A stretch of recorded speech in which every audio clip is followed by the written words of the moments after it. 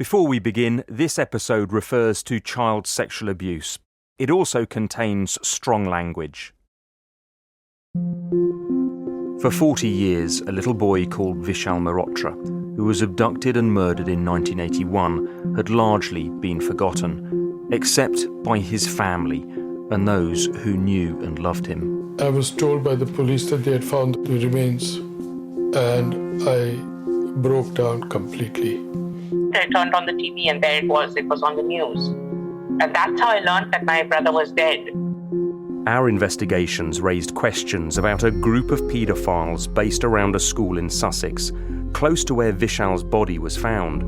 One of the men had a document in his possession that he'd named Vishal, but couldn't explain why. Sussex police knew about these men, but barely investigated them. My personal view on this was that this little boy deserved better than just knocking on someone's door and basically saying, "Here, mate, did you murder someone back in the 80s?" Which is effectively what they did. In particular, we focused in on a man called James Russell. Russell, unemployed, was jailed at Middlesex Crown Court for 3 years for indecently assaulting 2 boys he'd picked up in his car and taken back to his flat. The judge has said when he is at liberty, boys are not safe. He had plans to go to India, and he wanted me to go with him because he knew I was interested in what he was interested in. Asian boys? Indian boys? Yeah. Skinny Indian boys? Yeah. I'm trying to find Jim, the occupier. Are you? Yeah. Do you have a sexual preference for boys of Indian heritage or boys who are darker skinned? Yes. Do you know anything about the murder or abduction of Vishal Mehrotra, Jim? I really don't. It's the first time I've heard of it. We'd sent an email to Sussex Police asking them what, if anything, have they done with Jim Russell since we learnt that he had returned to the UK from Sri Lanka. And we've now heard back from Sussex Police, and they have informed us that Jim Russell died from natural causes two weeks ago.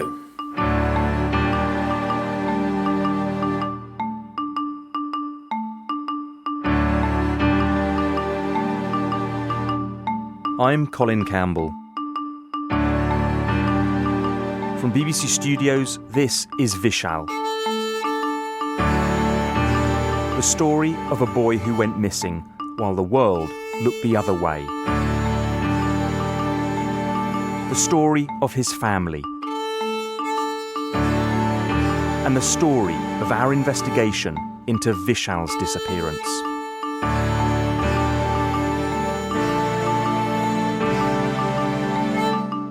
Chapter 10. Fresh Leads. When you release the results of an investigation, you never really know what will happen. Will anyone notice? Will it make a difference? But in April 2023, the first 9 episodes of this podcast were released, and for the first time in 40 years, Vishal Mehrotra's name is back in the public eye.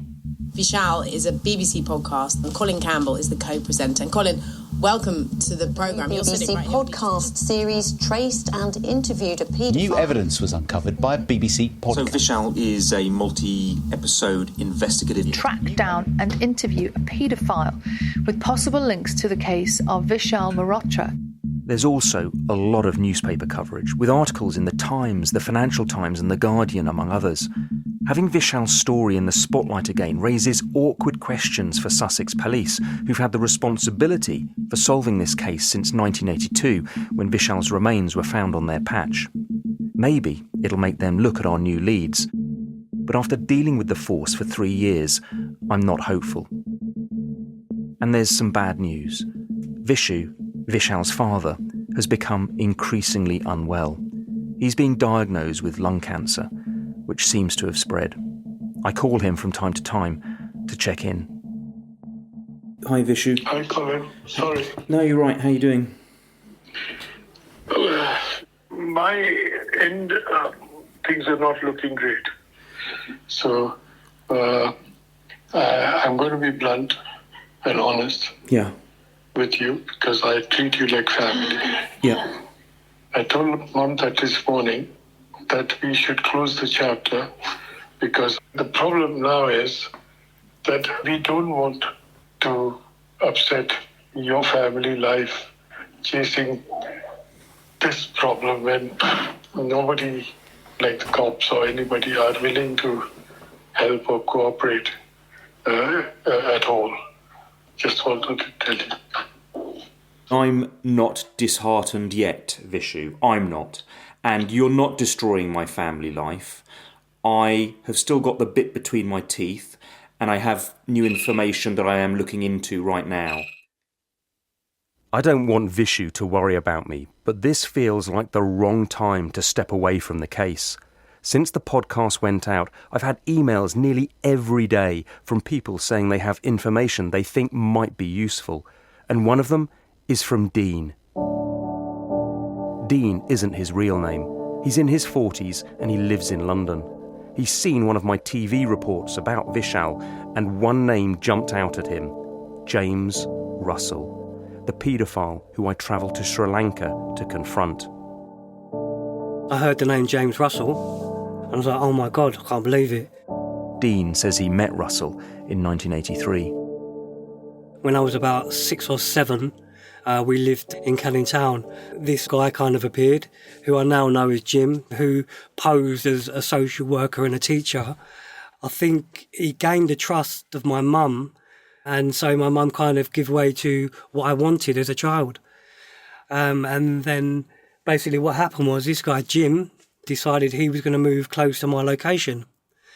And, you know, at first it was fantastic because this guy was able to give me the time, attention that I was kind of craving and needed as a child.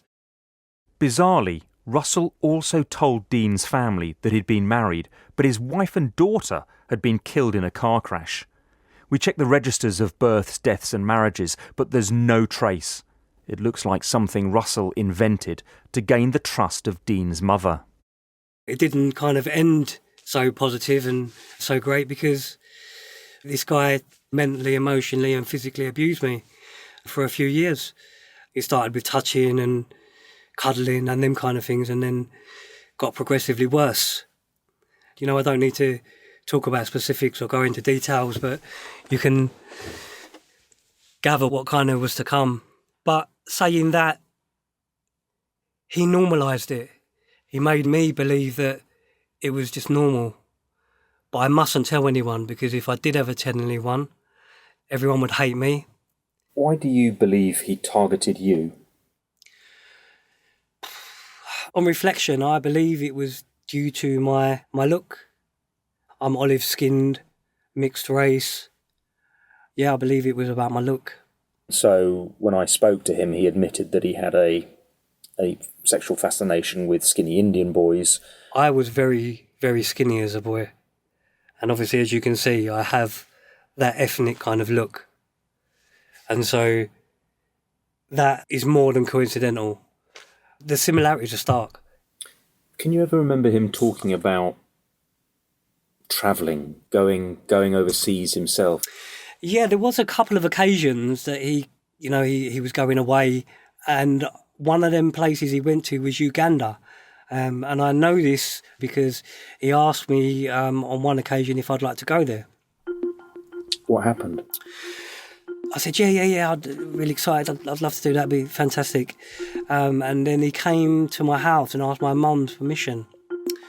And she actually turned around and said, no, I don't think I want him to go. Then I remember I was with him one weekend, and then on the Saturday morning he took me swimming to East Down swimming baths. And then after that he took me to this office. There was a doctor, and basically Jim said he's going to give you an injection, and I had a couple of injections, but he was very adamant that I wasn't to disclose where I'd been or what had happened.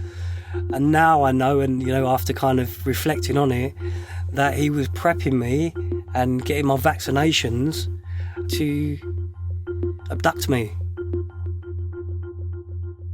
To take you to Uganda? I believe so, yeah. Can you remember the last time you saw him? Or?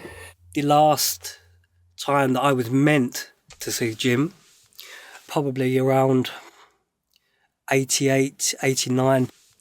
My mum actually decided that she was going to drop me into his flat. And he lived in a first floor flat. On this evening, there was a substantial amount of police officers and a lot of police vehicles, a lot of police officers standing around. And so obviously my mum's pulled up and said to one of the officers, what's going on? And the officer asked her why she was here. And she said, yeah, I'm here to drop my son off. He stays with a guy up there called Jim. And the officer ushered her out of the car. I don't know actually what he asked her because obviously I was still in the car at this time. So anyway, she got back in the car and I knew that something was not right. When we actually got home, she sat me down in the front room and actually asked me, did he ever do anything to you? And at this stage I was so kind of afraid, deeply, deeply afraid. I denied it. Do you believe that those police officers had something to do with Jim then? Yeah, because I heard this officer that was speaking to my mum actually turn around and say, we are looking for James Russell. And that wouldn't be in connection to the crimes he was perpetrating against you? No, because I'd never confided that information to anyone. So James Russell, who had by this point, 1988 or 89, already served one prison sentence for child sex abuse, apparently got away from the Metropolitan Police. The Met weren't able to tell us if they have a record of this. But from the stamps in Russell's passports, which he showed me in Sri Lanka, I can see that he was travelling in Africa and Asia for much of that time. He even admitted visiting Uganda. We also managed to track down another boy who was a victim of Russell at the same time. He corroborated Dean's story. Dean says he reported his abuse to the police in early 2015. I just went into East Ham Police Station and I said I want to make a complaint of sexual abuse, and I was taken into an interview room. To be honest with you, I just kind of got the impression that it wasn't taken that seriously because of the amount of time that had lapsed. And although they did take a statement, it just wasn't that kind of serious. There was no follow-up. And I would really be interested to know why it was never followed up. I would imagine that I wasn't the only one that had these experiences at the hands of this guy. So seeing his face on TV must have been a terrible shock. It was, it really was. Again, it's had such a huge impact on my life. It makes you dysfunctional. You struggle to maintain any relationship because you don't trust no one. You're constantly suspicious of people. So I have some photographs of James Russell when he was younger. Are you okay me showing this? Yeah, you sure? Honestly, I'm fine. Okay. That's him. From that picture, straight away. 1,000,000%. 100,000,000%. That is him. By the time Dean reported the abuse, Russell was wanted by the police for the boarding school abuse. And as we now know, he was living in Sri Lanka and drawing his pension from the British government. We asked the Metropolitan Police about whether they took any action following Dean's report, but they said they weren't able to find any record of it. East Ham Police Station is now closed. What I take from Dean's evidence is that Russell was bold, a risk-taker, and incredibly lucky in his ability to keep one step ahead of the law. Dean's testimony confirms another thing we already knew, that he had a strong interest in boys of South Asian heritage. While I'm pondering all of this, out of the blue, Sussex Police call Vishu and tell him they've now listened to the podcast and want to meet. Okay, so it is the 10th of May 2023. I'm driving up to see Vishu, and well, today it's a massive day because two senior police officers have requested a meeting with Vishu at his home, and we just don't know what they're going to say. They could just be turning up to give us the brush off, to tell us that what we looked into is absolutely pointless. And I really hope they do the right thing, which is to reopen this investigation, because we believe this podcast we've done put together a really strong case for reopening it and properly, thoroughly investigating now. At Vishu's house, we're joined by Jackie Moulton, who was the original police liaison with the family in the days and weeks following Vishal's disappearance. Also there is Sean Keep, whose first day as a police officer was the day of the royal wedding, the same day that Vishal went missing. It was Sean who first tipped me off about the potential link between Vishal and the Sussex paedophile ring. Please, if possible, persuade the cops, if necessary, to reopen the case, and also to backtrack on the work that they should have done, not as a, but just as a consultant. A mentor or supporter. I'm happy to do that. Okay. Should I go down? No, I'll go. Oh, because you might... Yeah, best for me, isn't it? Hello. Mehrotra, Mark Chapman. So where are you based then, you two? So we're a Surrey Sussex combined major crime team. I'm a Surrey police officer, Emma's a Sussex police officer. We're both here on behalf of both forces. The first thing that I would like to do, Mr. Mehrotra, on behalf of Sussex Police, is make an apology around the oversight that was made by Sussex Police in the mid-1990s when that document that Vishal's name appeared on, the potential link to his abduction and disappearance wasn't made by the investigating officers in 1995. And in my view, it should have been, but it wasn't. And it was an oversight. Having reviewed what was said during the course of 10 hours of podcast, about 10 hours of podcast series, there are a number of areas that, on reflection, we need to do some more work on. So obviously central plank to the whole podcast series was the connection to the 4 from Muntham House that were offending during the late 70s and early 80s. And from that work, I certainly feel that we need to re-explore that from the police perspective and really make sure that we have made proportionate inquiries around each of those 4 men. So we will be going away and we'll be re-examining what work we have done in respect of those 4. The second area that the podcast series identified, and the value in doing the work around the 4 is really played out from the discovery of the individual that's referred to as Fat John Harper, and his travelling between London and West Sussex at that material time.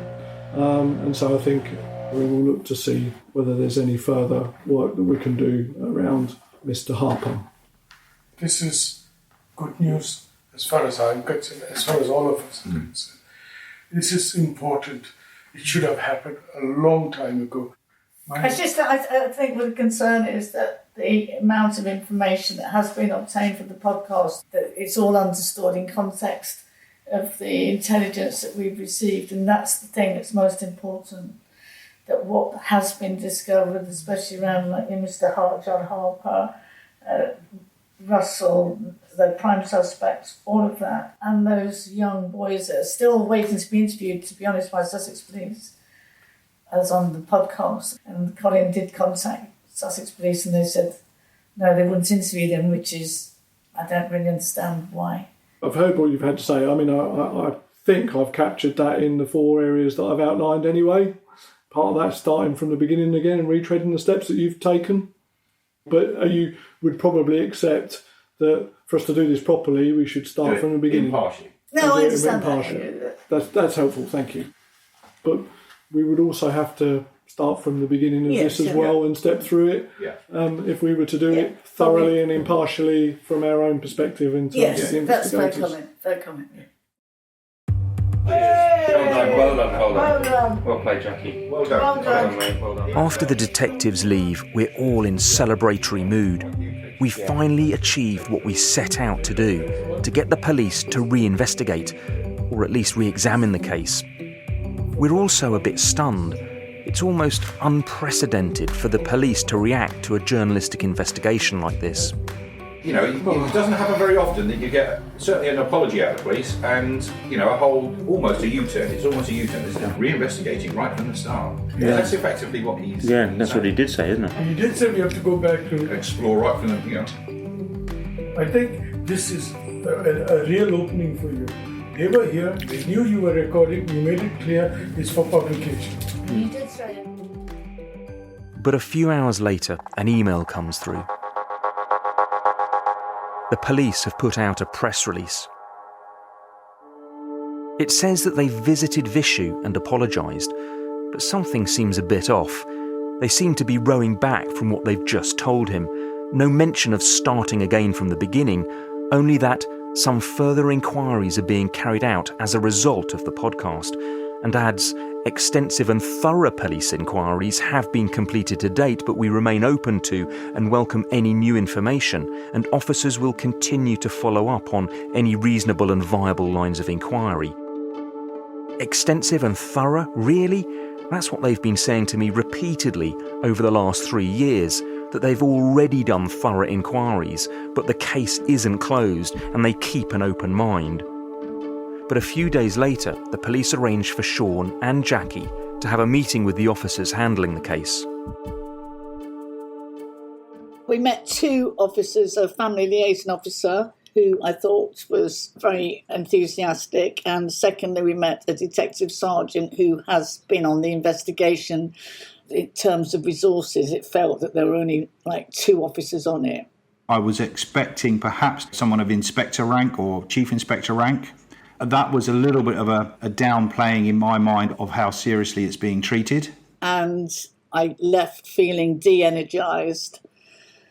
So I did say to him, I was led to believe that when we saw the Detective Superintendent Mark Chapman, that they would start the investigation fresh from the beginning. And yet I got an element of thought that they were out to disprove what you, Colin, have discovered. And that was my concern. It's frustrating that so little seems to be happening with the police, because I have more leads to follow that relate directly to Vishal's murder. Up till now, it's only been through our own investigative efforts that we've made progress. But now, new members of the public are coming forward. And one day, I get a message from a man who lives close to where Vishal's body was discovered.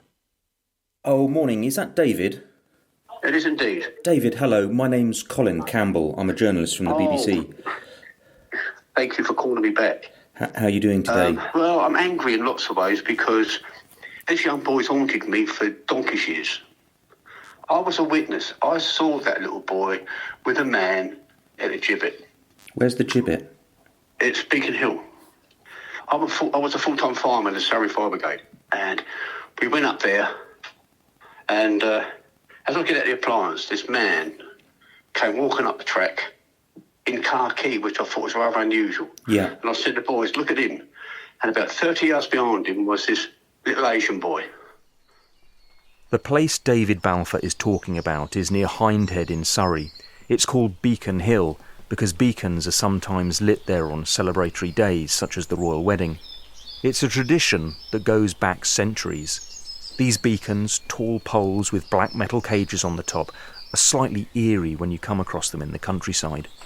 Beacon Hill is about 20 minutes' drive from Alder Copse, where Vishal's remains were found. I go to visit David. His memory of possibly seeing Vishal dates from July 1981. It's a famous beauty spot. You can see for miles up there. Tell me what you were doing. I was on duty. We had taken the appliance up to Beacon Hill, and we were up there. And you have to think, if it was a day of the wedding, it was a bank holiday. While we were up there, I was to look at the beacon to see if it was out or see if it was ready. One of the two. That's just where I'm a bit vague of the two, because I'm not sure the dates. That's why I went to the station yesterday to see if it was the 29th or the 30th, which day I was on duty. But I definitely saw this man in khaki. Someone made a comment about him. To the boys, look at it, it was so unusual. And what age do you think he was? 30 to 40, something like that. He was tall, slim. And this little boy was about 20, 30 yards behind him. And he just said, come on. And he ran up to him. He was quite happy. And I thought to myself, because all these years, I thought, if he'd been in any sign of distress or whatever, I'm not the type of person who's saying I would have actually said something, you know, and I didn't. And my big regret is not going sooner. David went to the police in 1983, 2 years after his sighting, because he read a newspaper story about Vishal in which it mentioned a potential witness who also reported seeing a man in khaki with an Asian boy in the same area, and it jogged his memory. The police took a statement from David, which we've seen. In it, he states he saw the khaki man and the Asian boy on the day after the royal wedding, which seems significant as that places his sighting in those crucial hours after Vishal disappeared. But David's account is never mentioned in the various police accounts of the case over the years, and it turns out David wasn't the only one to see a khaki man with an Asian boy in this part of Sussex around the time of the royal wedding. I chat it through with my producer, Jolyon. Okay, so the point is that Dave isn't the first person to see a man dressed in khaki. No, that's right. Another witness had seen a man dressed in khaki with an Asian boy, and he was seen on the Southbounds Way on the afternoon, though, of the royal wedding. Right. And this was just a few miles to the south of Alder Copse, and I think that makes it really interesting. Right, so then the same man spots the same couple again later that day, but in a different place, which is a bit odd, isn't it? Yeah, because this time the man is asking for directions. To me, that implies that he's not local. I mean, which is kind of also important, isn't it? Yeah, and I suppose it leads us, I suppose, to the speculation that could that individual have been trying to meet up with somebody, not known the location where he was supposed to be going. Could that be an explanation? I don't know, but it's just something I guess we should leave open as a possible option. But then we got another witness with a khaki man. So this makes 3. Yeah, but with this one, that's problematic for the police because the sighting seems to suggest that those 2 people, the khaki man and Asian boy, were seen earlier in the day, on the day of the royal wedding. Now, if that is accurate, then it couldn't possibly have been Vishal, because Vishal would have been obviously up in London at the royal wedding. And that is the reason why the police seem to discount this whole series of sightings. Yeah, but I mean, what undermines this third witness, at least in my mind, is the fact that we only hear about her when the police do a review of the Vishal case in 2015. And that's when she contacts the police who are looking at historic child sex abuse cases, and she tells them that she made a statement to the Vishal investigators back in 1982, which is 3 decades earlier. But the police in 2015 can't actually find a record of that statement, and there's no reference to this witness in the original investigation documents. So it's something that's turning up as evidence very late in the day. And I just don't know how much emphasis we should put on that, because there are boxes and boxes and boxes of statements, according to Sean. So yeah, but even if she did make a statement, all they can say about what was in that statement is from her memory 30 years later, because the statement she says she gave back at the time isn't in the police records. Her certainty that it was the morning of the royal wedding has to be taken with a pinch of salt, don't you think? Absolutely, yeah. And that is the reason why you've got to be sceptical. It's driving me mad. How can the police have lost such a key bit of evidence? If they haven't got it, how can they be so sure about what it said, or that it even existed? Why did they place so much weight on it, but never mention David Balfour's sightings in the reviews? I feel as though I'm constantly trying to patch up holes in a police investigation that was never done properly. But 40 years on, I'm chasing ghosts. I even managed to identify, I think, the witness who made the first khaki man sighting.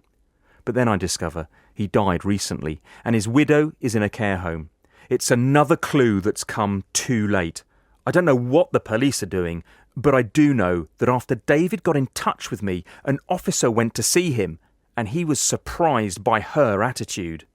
She said that your version of events, she doesn't believe, or they don't believe. That was the information she gave me. So they don't believe that the group of individuals who we are looking into could be responsible for Vishal's abduction and murder? Yeah, basically that's the information she gave, which surprised me a little bit.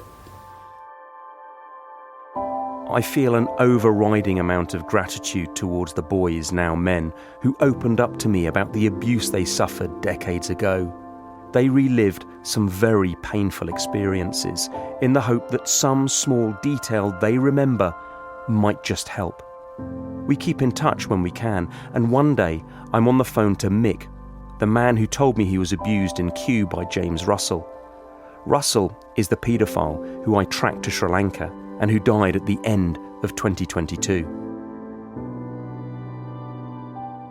There's a little bit of information that I've been researching, and I don't know if it's nothing. There were sightings of a man with an Asian boy a few miles north of Alder Copse, and the man who was seen with an Asian child, seemingly similar in age to Vishal, was described as wearing a khaki suit. We both know that is, don't we? Who's that? That's James. That's who?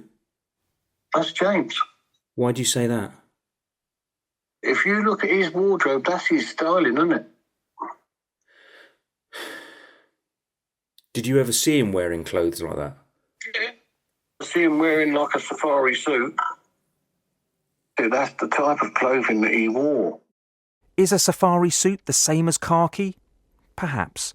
But I worry we may be building too much on the khaki man. Even if we can bottom them out, the sightings alone don't tell us enough. But then another lead emerges, one that seems much stronger. Martin Evans is a retired TV engineer who got in touch after hearing the podcast. He now lives in Cornwall, but on the day of the royal wedding in 1981, he was living in West Sussex. He and his family stayed for the wedding. There was a village fete, but early the next day, they headed off on holiday to Cornwall.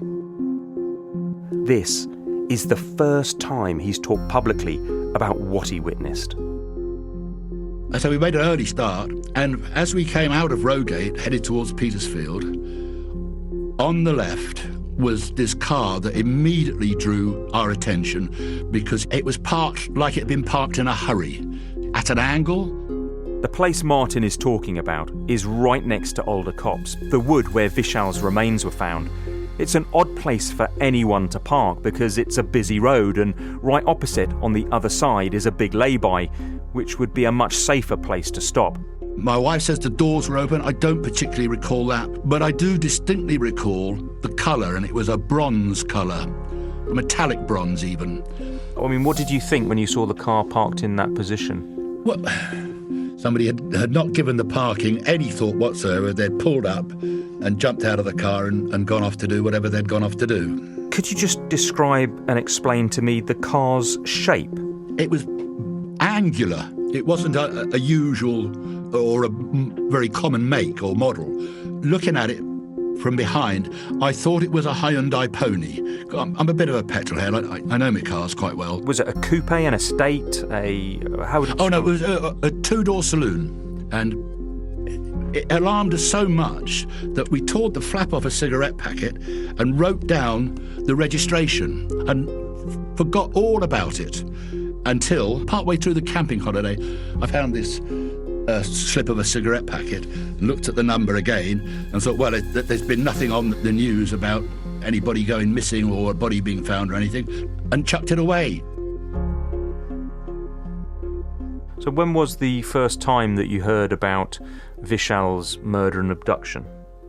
The following spring, I'm coming home and there's a police caravan on the left saying, you know, what happened? Anybody passing on this day? And I thought, well, yes, I did. So I bowled into the caravan and explained as best I could what I'd seen the previous summer. But then I heard nothing for quite a long time, until one day there's a knock at my door and there's a couple of detectives there and they come and take a statement from me. The upshot of it all was that would I be willing to be hypnotised? And I said, yes, that's not a problem to me, because I was hoping that the hypnotism would be able to recall the registration of this car. So I did the best I could, but to this day I couldn't tell you what I told them or what I recalled, except that I do remember the final letter, and it was either a P or an R, I can't remember which. But that's pretty much the sum total. A P or an R as the final letter would mean the car was registered in 1975 or 76. You never heard from the police ever again after they tried to hypnotise you? No. In the 1983 police investigation report on the case, there's no mention of Martin's sighting, even though he can date it definitely to the day after the royal wedding, and he's never referred to in any of the reports. It's almost as if they completely forgot about him. But what he's told me turns out to be problematic. We've checked, and the Hyundai Pony didn't come to Britain until 1982, the year after his sighting. Whatever bronze-coloured, angular two-door car he saw, it wasn't a pony. But when Martin first told me about the car, it struck a chord, because a year earlier, Mick had texted me with information about the car that Russell used to take